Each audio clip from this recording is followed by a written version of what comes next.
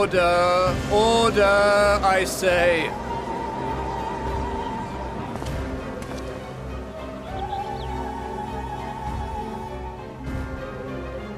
I thank you all for gathering here on such short notice. This day we must speak of grave affairs and their implications for the future of Sharlayan, nay, of this very star.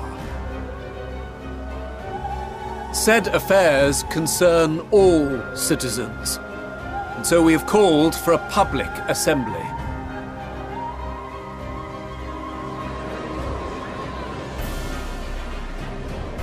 You may have heard rumors of the Talopheroi and the havoc these madmen wreak abroad.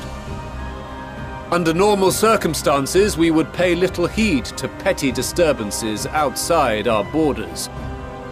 The final days, however, are another matter altogether. For we dare not ignore these prophetic words of Eld. The Endbearers will come, ushering chaos and calamity. The final days descend and devour the very star.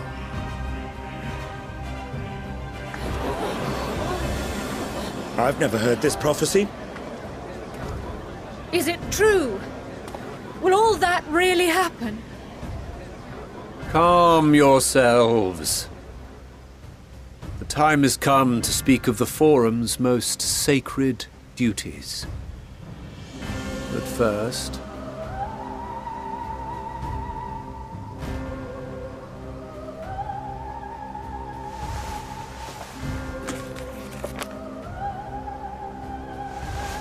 Give voice to the voiceless. Let bindings be unbound. By unanimous decree, I declare the enchantment broken.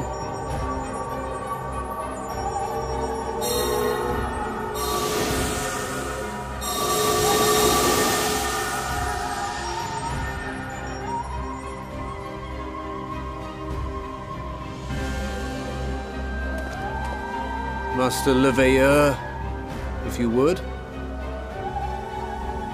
Very well.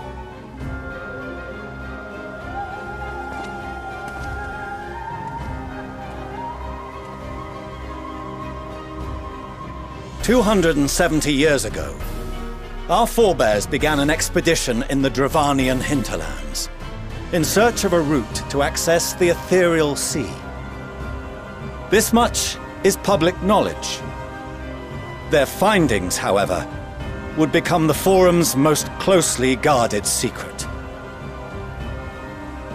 What those researchers discovered in the hinterlands was not a passage unto the ethereal sea, but the very heart of our star, and Hydaelyn herself.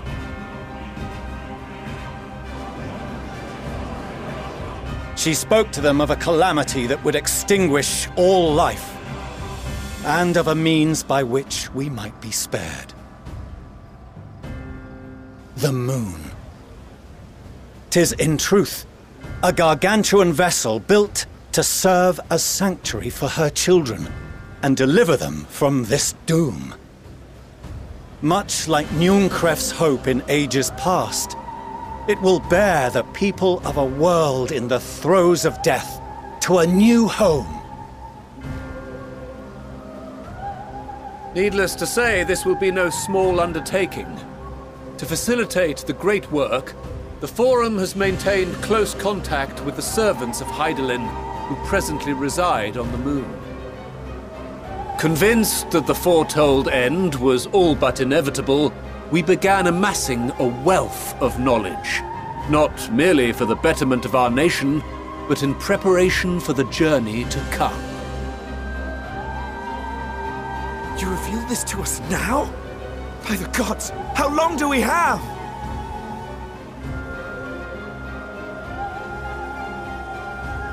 While we cannot say with certainty, we believe the hour to be nigh. We received a transmission from the moon suggesting as much not long ago. Which is why we must in earnest begin preparations for the great exodus.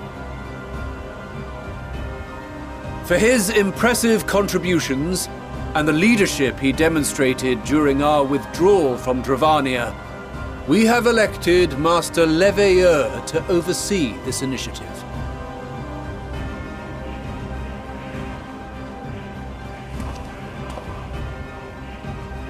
Fellow scribes and scholars, my countrymen, we face a threat of unprecedented scale.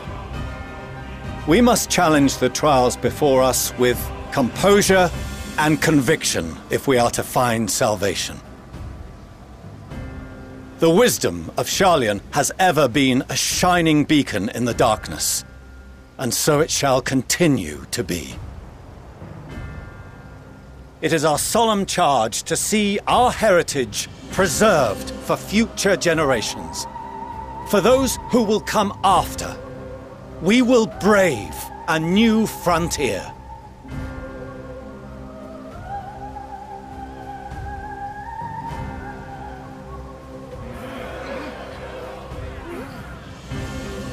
Administrative edicts will be relayed to all major institutions ere long. In the meantime, carry on with your duties. With that, I hereby call this assembly to a close.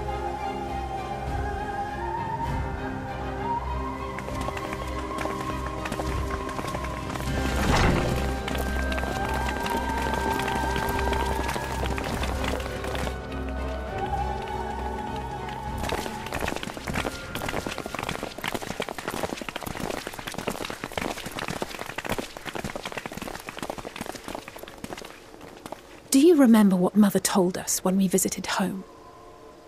That it wasn't until after we were born that Father seemed to lose himself in his work. If that great work of his was the evacuation of this star, then...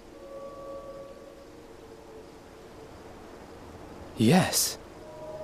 It wasn't for his benefit.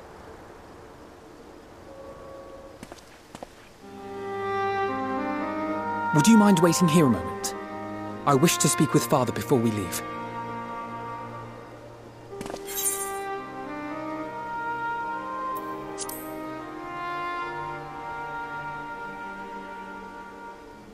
I may look daggers at him, but I will neither speak nor draw them. If it's all the same to you, I have a few choice words to share with Father as well.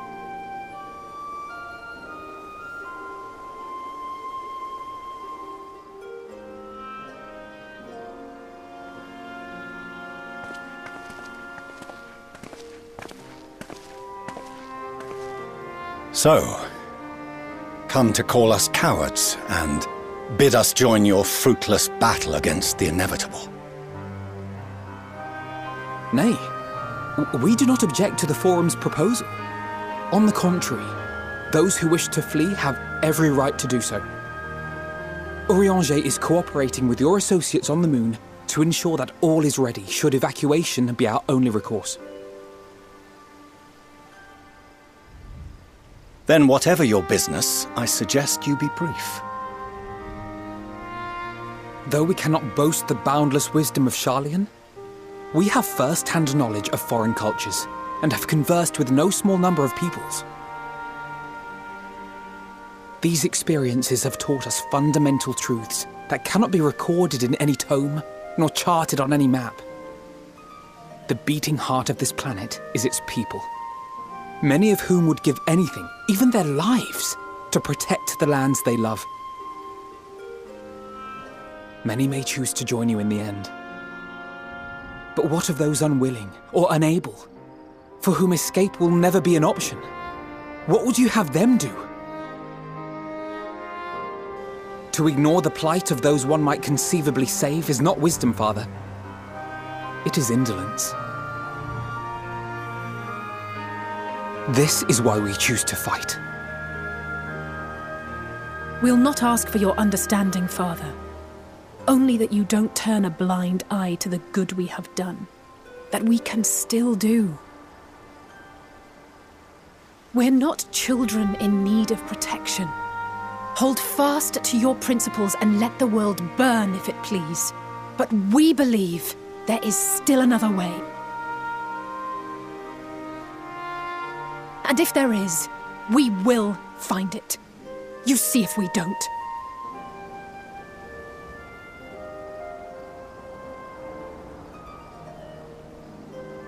Do as you will. Just stay out of our way.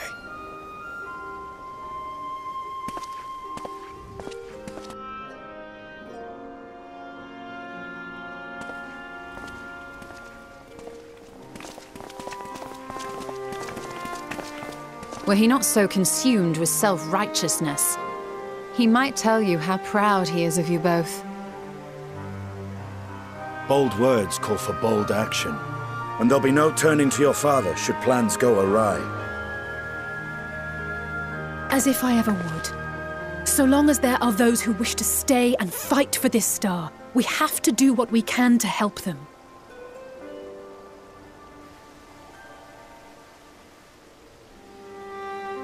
And if we're to do that, we'll need to be well rested. Wouldn't you agree? And having triumphed over what we once thought to be the source of all evil, I can think of no one in greater need of at least a dozen winks.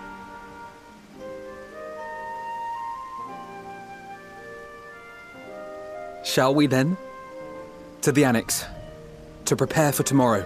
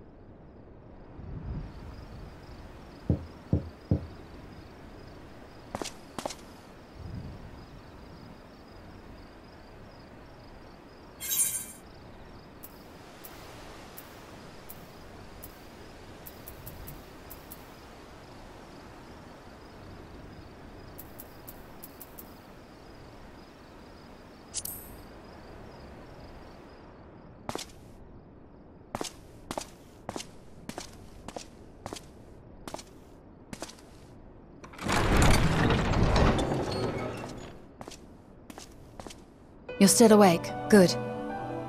Might I trouble you to stand still for a moment?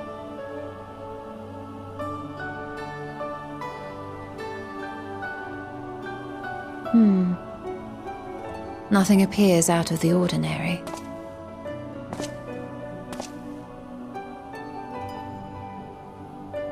A precautionary measure. You will recall that serving as a vessel for abundant light in the first very nearly ended poorly. In your recent battle on the moon, you were almost certainly exposed to similar, if not greater, forces. Fortunately, from what I can see, you and your ether are none the worse for wear. Would that Reen were here to confirm my assessment. To think you actually found yourself in a direct confrontation with Zodiark.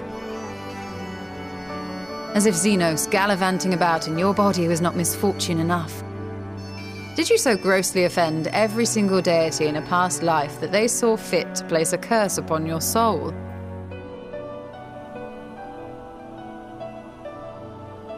Forgive me.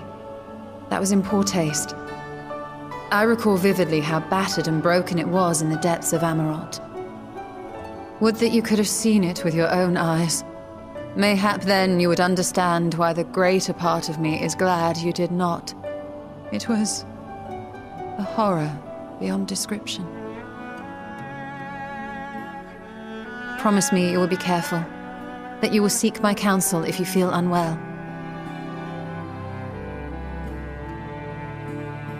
That puts my heart at ease, if only a touch. I suspect it will grow colder as the night wears on, so do be sure to stay warm. Sleep well. May the shadows keep you.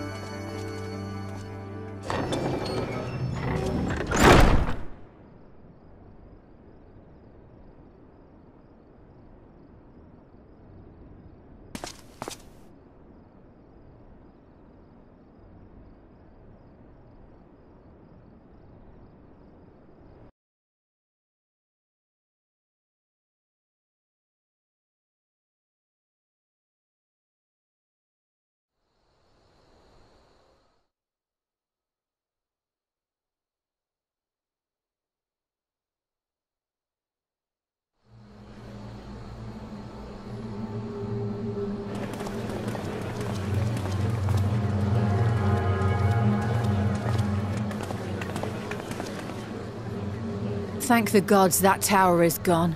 The sight of it was enough to make me sick. Thank the Ilsebar contingent, more like. Word is, they fought their way into Garlemald and toppled the bloody thing themselves. Not just the one, neither. All the towers have up and vanished. Aye, I heard the same. Commander Aldin and his troops helped keep casualties to a minimum, too.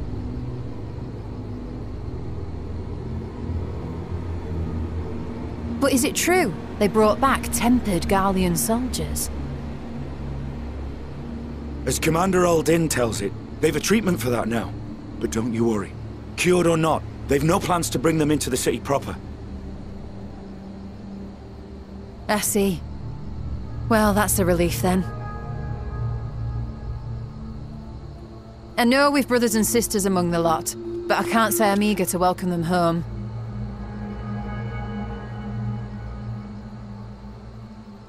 Wanted to think about it for a while yet. They're to be looked after in Alagana for the time being.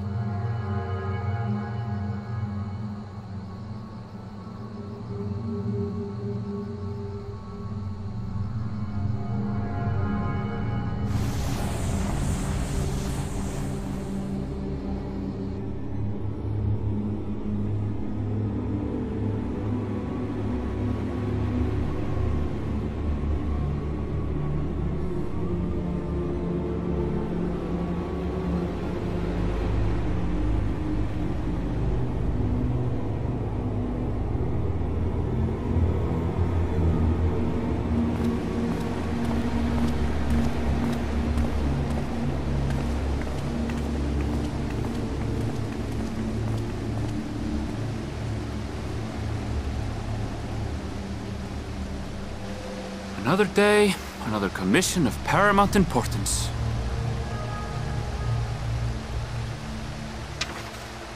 Well, what have we here?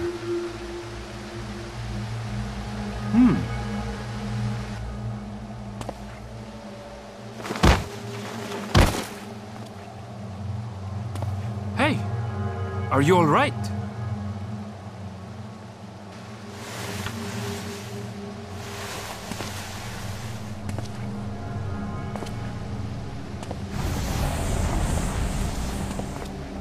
Was that? No.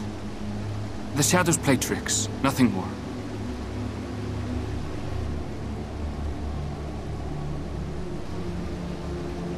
The towers are gone, and the Garlean threat is abated.